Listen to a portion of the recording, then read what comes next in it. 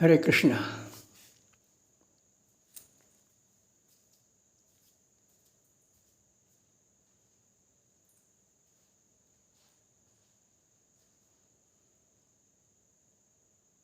हरि ओम तत्सत।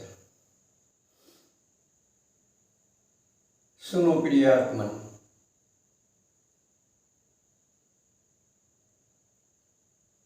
आज श्री कृष्ण प्राकट्य दिवस की प्रातः वेला है। कल 30 अगस्त 2021 में विक्रमी संवत 2078 भाद्रवा कृष्ण अष्टमी सोमवार को श्री कृष्ण का प्राकट्य दिवस है। आमतौर से लोग इसे श्री कृष्ण जन्माष्टमी कहते हैं,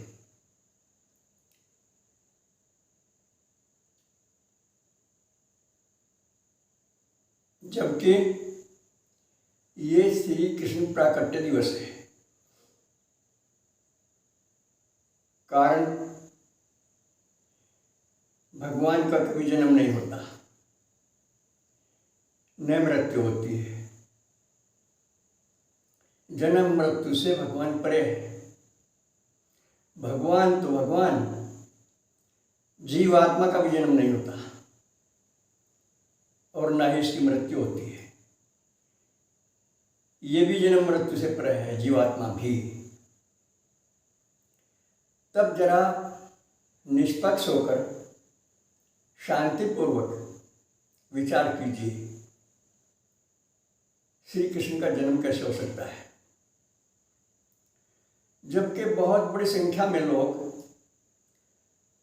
श्री कृष्ण का जन्म भी मानते हैं और यहाँ तक विडंबना है कि इनकी मृत्यु भी मानते हैं।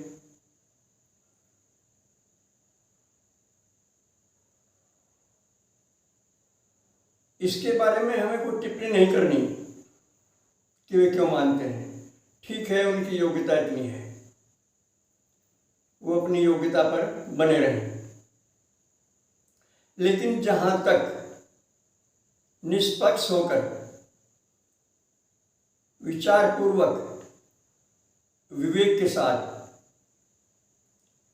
यदि हम इस बात का विश्लेषण करें तो अंत में यही सिद्ध होता है कि परमात्मा कभी जन्म नहीं लेते।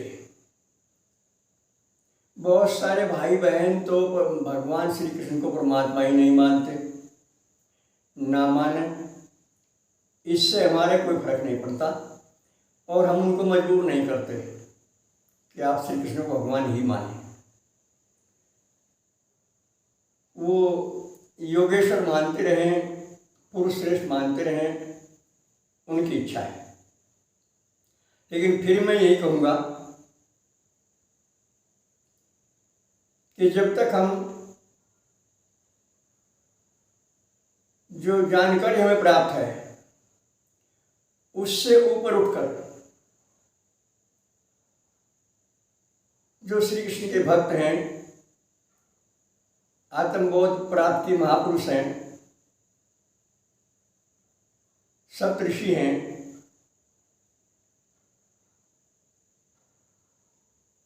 और प्रस्थानत्रयी है धर्म ग्रंथ, जिसमें उपनिषद, गीता और महाभारत आदि धर्म ग्रंथ आते हैं, ब्रह्मसूत्र आता है, उसका भी सार यही है कि श्री कृष्ण स्वयं भगवान हैं। ये प्रकट होते हैं और अंतर्ध्यान हो जाते हैं। इनका शरीर पंच भौतिक नहीं होता। इनका शरीर किसी माता पिता के रजबीये से नहीं बनता। बहुत भाई बहनों को आश्चर्य होगा और इस बात को स्वीकार भी नहीं करेंगे जहां तक हमारा अपना अनुभव है। इसकी हमें कोई चिंता नहीं है। हम किसी को बाध्य भी नहीं करते, मजबूर भी नहीं करते और अपनी ये बातें किसी पर थोपना भी नहीं चाहते। आप स्वतंत्र हैं, कुछ भी सोचें, कुछ भी कहें, कुछ भी करें। परंतु जो एक सनातन परंपरा है, जो प्रस्थानत्रयी का सार है, जिसे वेदांत भी कहते हैं, जो वेदों का विसार है, और जो अद्वैतवाद का सिद्धांत है, वो हमारे पक्ष में है।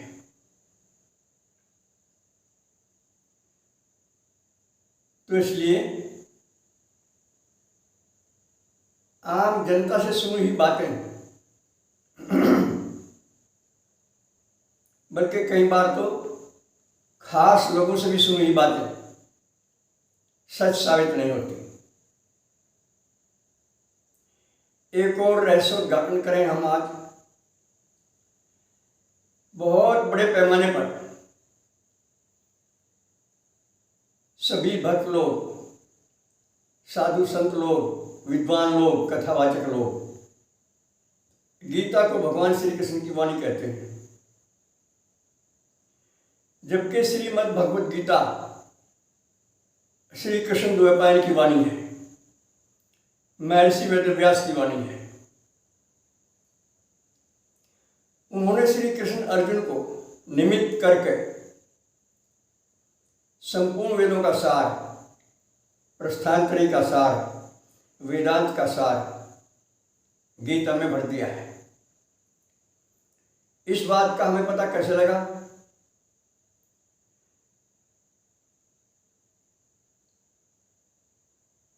गीता प्रेस गोरखपुर से जो महाभारत ग्रंथ प्रकाशित है,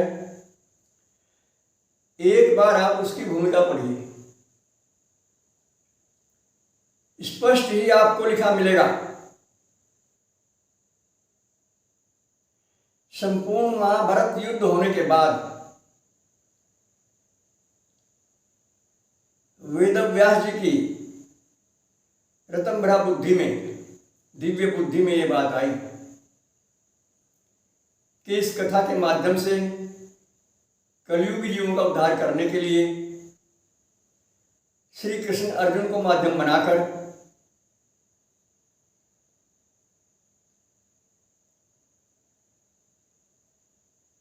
महाभारत ग्रंथ की रचना की जाए। और ऐसा ही हुआ। संपूर्ण युद्ध समाप्त हो चुका था, पांडवों का राज्याभिषेक हो चुका था, तब ये महाभारत ग्रंथ तैयार हुआ और श्रीमद् भगवद गीता इसी महाभारत के शांति पर्व नामक अध्याय का सार है। तो इससे सिद्ध होता है कि ना श्री अर्जुन को मोह हुआ और ना युद्ध से पहले श्री कृष्ण ने अर्जुन के माध्यम से गीता को प्रकाशित किया।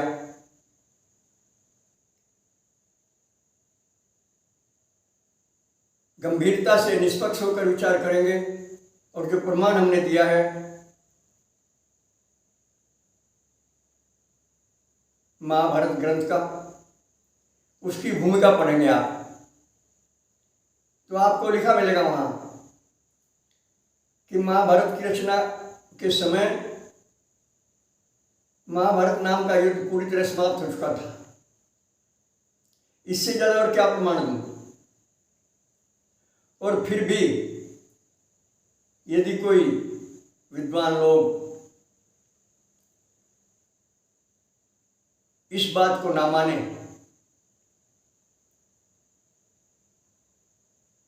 कि श्री गीता युद्ध से पहले अर्जुन को मोह प्राप्त होने के बाद श्री कृष्ण के द्वारा कही गई, तो ना माने, आपकी इच्छा है। एक सच्चाई आपके सामने रख दी और प्रमाण सहित रख दी, बस हमारे कर्तव्य की इति सी हो गई। तो आज की वीडियो में दो बातें मुख्य मिलेंगी आपको। एक तो श्री कृष्ण का जन्म नहीं हुआ, और जन्म नहीं तो मृत्यु भी नहीं।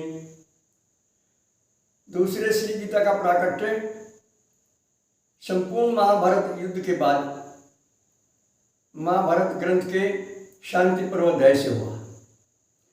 बस यही दो बातें मैंने आज आपको बतानी थी, सो बताई। इस पर हम वार्तालाप करने के लिए सदा तैयार हैं। जब भी आपका मन हो, फोन के माध्यम से आप हमारे संपर्क कर सकते हैं और इस बात पर विश्लेषण कर सकते हैं, विचार विमर्श कर सकते हैं।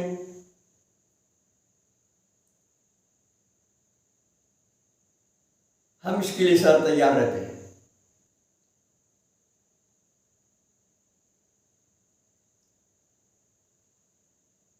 अब रही बात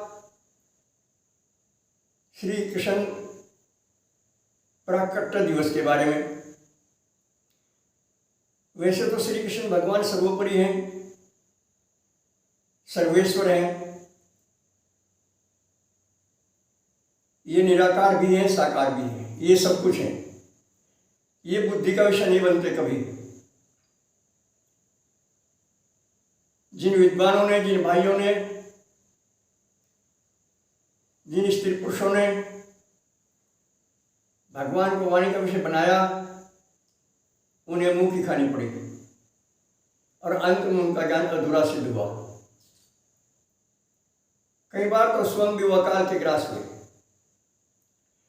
जबकि भगवान का कोई भक्त, कोई ऋषि मुनि, महात्मा, सन्यासी अकाल मृत्यु का ग्रास नहीं बन सकता।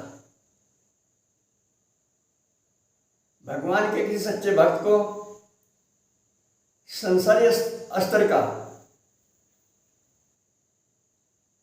कोई भी शक्ति प्राप्त पुरुष, चाहे वो शासन प्रशासन में ही क्यों ना हो, शासनाध्यक्ष ही क्यों ना हो, किंचित भी हानि नहीं पहुंचा सकता। क्योंकि श्री गीता जी के 12वें अध्याय का, नहीं 12वें का नहीं, 9वें अध्याय का वो 22वां श्लोक मैंने पहले बताया आपको एक दिन। अनन्यास चिंत्यन्तो माम ये जना परिउपास्ते तेषां नित्य अभियुक्तानां योगक्षेममहम्यहम्।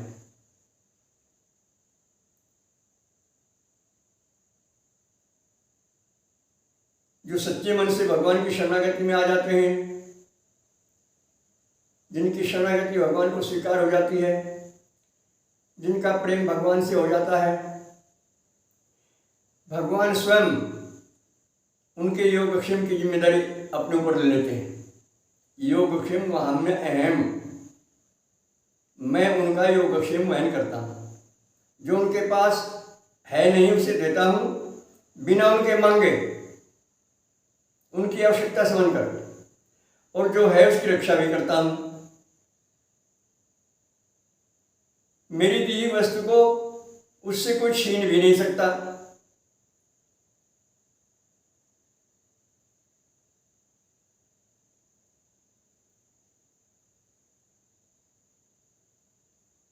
कितना ही बलवान मनुष्य हो, भगवान की वाणी कभी असत्य नहीं होती। एक और बात का खुलासा आज मैं कर दूं आपको, वो भी आपको बड़ी अचंभे में लगेगी।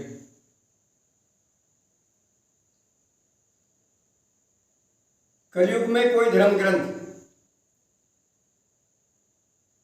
जिस समय उसका निर्माण हुआ उस स्थिति में नहीं रह सकता। उसमें आक्षेपक भर दिए जाते हैं। श्री भगवत गीता में भी आक्षेपक है,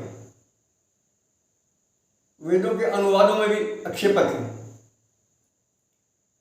प्रस्थानत्रयी में भी आक्षेपक है, उपनिषदों में भी आक्षेपक है। श्री गीता जी का आक्षेपक सिद्ध करूं,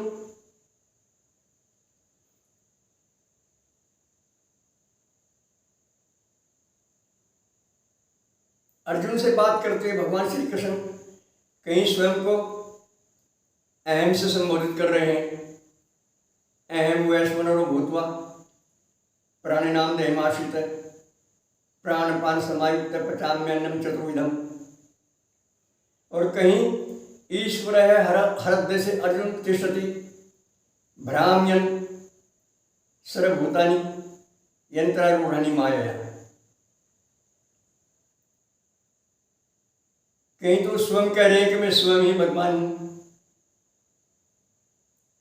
और मैं सबके शरीरों में स्थित हूं, सबके हृदय में बैठकर चारों प्रकार के खाए हुए अन्नों को पचाता हूं। और कहीं कह रहे हैं कि अर्जुन भगवान सबके हृदय में बैठते हैं और सभी भूत प्राणियों को उनके कर्मानुसार इस प्रकार नचाते हैं जैसे कठपुतली वाला कठपुतलियों को नचाता है। वहां वे स्वयं नहीं कहते, स्वयं के लिए भगवत शब्द का प्रयोग नहीं करते। और भी कई स्थल हैं जहां भगवान को अन्य पुरुष में लेते हैं और कई स्थल हैं जहां उत्तम पुरुष में लेते हैं। भगवान की वाणी में कभी विरोधाभास नहीं हो सकता, संभव ही नहीं है, कल्पना भी नहीं हो सकती। इसी प्रकार के आक्षेपक अन्य धर्म ग्रंथों में विवेकवान लोगों को, विचारवान लोगों को प्रत्यक्ष मिल सकते हैं। तो इसलिए हमारे कहने का सार यह है कि उठिए, जागिए, विवेक जगाइए। विवेक शक्ति और विचार शक्ति सबके पास है और स्वयं भगवान श्री हरि सबके पास है। इन्हें आप किसी नाम से जानो, इन्हें आप किसी भी आकार से जानो, निराकार मानो या साकार मानो, इससे कोई फर्क नहीं पड़ता, ये सब कुछ है। तो भगवान के प्राकट्य दिवस के अवसर पर हम सभी आप लोगों को प्रेरणा देते हैं कि झूठ सच को धूप और छाया की भांति अलग अलग देखकर झूठ का त्याग करें और सच्चाई को स्वीकार करें। किसी पर अपने विचार थोपे नहीं, प्रेम से मुस्कुराते हुए विचारों का आदान प्रदान करें। मैंने देखा है कई बार लोग शास्त्रार्थ करते हुए गुस्से में आ जाते हैं, उनका चेहरा लाल हो जाता है, उस समय उन्हें ज्ञान नहीं रहता। चूंकि क्रोध आते ही सबसे पहला काम क्रोध का है दिमाग के दरवाजे को बंद कर देना, बुद्धि के दरवाजे को बंद कर देना, यही क्रोध का काम है। और शास्त्रार्थ करते हुए, वार्तालाप करते हुए, विचार विमर्श करते हुए विरोधी बात सुनकर अगर गुस्सा आता है तो हम मानवता के मंच से नीचे आ जाते हैं, सनातन धर्म के मंच से नीचे आ जाते हैं और अनजाने में ही उस क्रोध रूपी विकार को स्वीकार करके मर्यादा तोड़ बैठते हैं। इसका मैंने कई बार अनुभव किया है। तो उठिए, जागिए, विवेक जगाइए।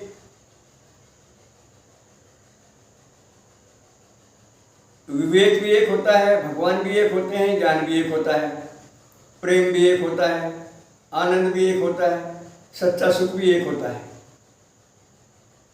इनमें विभिन्नता नहीं मिलेगी आपको, विभिन्नता मिलेगी अज्ञान में, झूठ में, आसुरी गतिविधियों में विभिन्नता मिलेगी आपको। कहीं भी चिपकिए मत, आप स्वतंत्र रहिए। भले ही आपके पास जीव भाव है तब भी आप स्वतंत्र हैं। और साधन करने से, भगवान का सत्संग करने से, अंतर्मुखी होने से, सप्तऋषि जैसे आत्मबोध प्राप्त के महापुरुषों का संग करने से जीव भाव भी तिरोहित हो जाता है और अंत में ब्रह्म ही ब्रह्म बचता है। क्योंकि ब्रह्म निर्विशेष है, किसी विशेषण से, किसी शब्द से ब्रह्म को प्रकाशित नहीं किया जा सकता। अंतःकरण के किसी अंग की और वाणी की पहुंच नहीं है कि भगवान को संपूर्णता से प्रकाशित कर सके। इसलिए समय रहते झूठ सच को पहचान कर धर्म अधर्म को पहचान कर, माया और मायापति को पहचान कर अपना जीवन धन्य बनाइए। आज थोड़ा वीडियो लंबा हो गया है क्योंकि चर्चा ही ऐसी थी। बस अब हम अपनी वाणी को विराम देते हैं और आप सबके लिए भगवान से मंगल कामना करते हैं। सर्वे भवन्तु सुखिनः, सर्वे सन्तु निरामया, सर्वे भद्राणि पश्यन्तु, मा कश्चित् दुर्भाग् भवेत्। हरि ओम तत्सत। नए दर्शकों के लिए हमारे फ़ोन नंबर हैं 7500 39 75 35, 96 900 54 725। ओम शंकराय नमः।